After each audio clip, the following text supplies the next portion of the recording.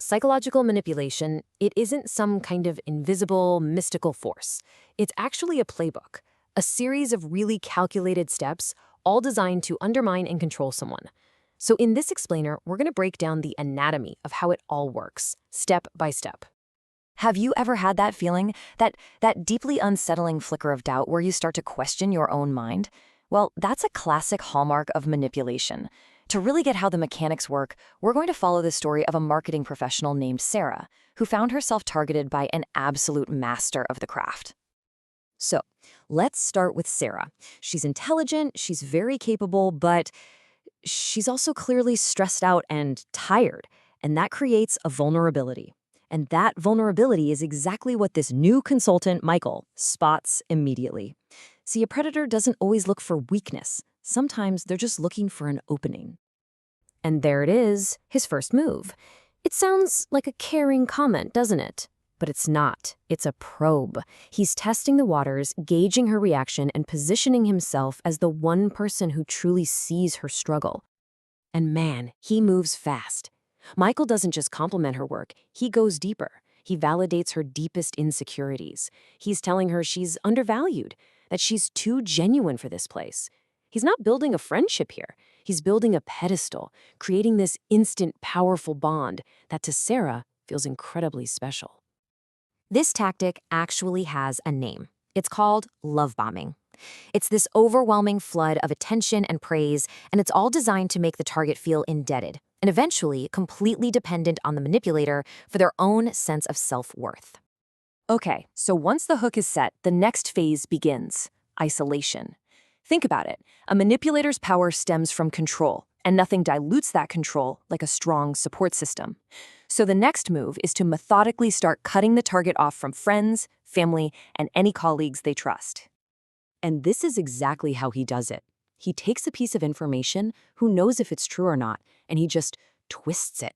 He presents it like some big secret he's sharing, just for her, all to plant a nasty seed of doubt about her closest work friend, James. He's creating a world where he is the only person she can trust. This technique is a classic. It's called triangulation. By manufacturing conflict between Sarah and James, Michael positions himself as the calm, stable center of this new triangle. Now, any communication has to go through him, which gives him complete control over the information, and therefore complete control over Sarah's perception of reality. And all of this builds to the most insidious phase of all: gaslighting.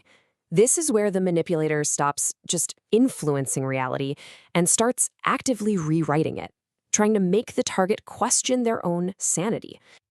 Here's a perfect example of how it works. In public, in front of everyone, Michael praises Sarah for some brilliant idea that they literally never discussed. And just like that, Sarah is trapped. What can she do? Correct him and look confused and ungrateful, or just play along, which reinforces his version of events and makes her doubt herself even more. It's a brilliant and totally cruel trap. And this is the core of the whole tactic. Her reality is simple and factual. His is a confident public lie. Over time, that constant contradiction is designed to wear down your confidence until you start believing their version over your own memory. And if she ever dares to push back, this is the response. He flips it. He plays the victim. Suddenly, her perfectly valid question is spun into an act of betrayal. He makes her feel guilty, ungrateful, and forces her to apologize and back down, cementing his control even further. So, the crucial thing to get is that gaslighting is a sustained attack on a person's reality.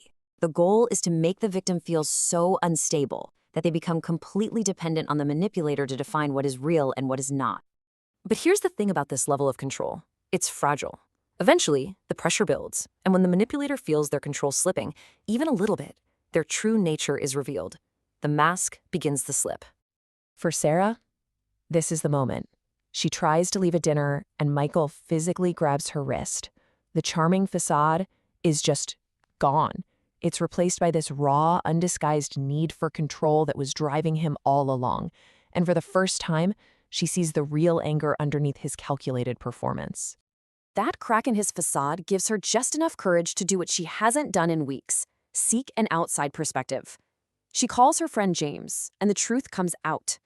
This external validation completely shatters Michael's narrative, and she realizes it's not her who's crazy, it's him who's the liar.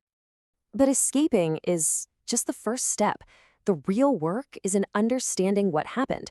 Sarah seeks professional help to deconstruct Michael's tactics, not to place blame, but to build a solid defense for the future. And what she learns is that none of this was random. It was a pattern. Love bombing to hook her, isolation and triangulation to separate her from support, and gaslighting to break down her sense of reality. Once you see it as a checklist, you can recognize it. So what's the defense? It really boils down to these 4 critical steps. First, trust your instincts, that gut feeling that something is off. Second, maintain clear boundaries about what is and isn't acceptable. Third, verify information, especially when it's being used to create division. And most importantly, never ever let anyone cut you off from outside perspectives. Ultimately, Sarah isn't just recovered, she's stronger. And this really gets to the core message of this whole explainer. Understanding the playbook is the ultimate shield. Knowledge of these tactics isn't just power, it's your protection. So we'll leave you with this. Sarah gets a text from a new consultant. It starts with flattery, a hint of love bombing. But now she sees it for what it is. Not an opportunity, but a pattern. She deletes it without a second thought.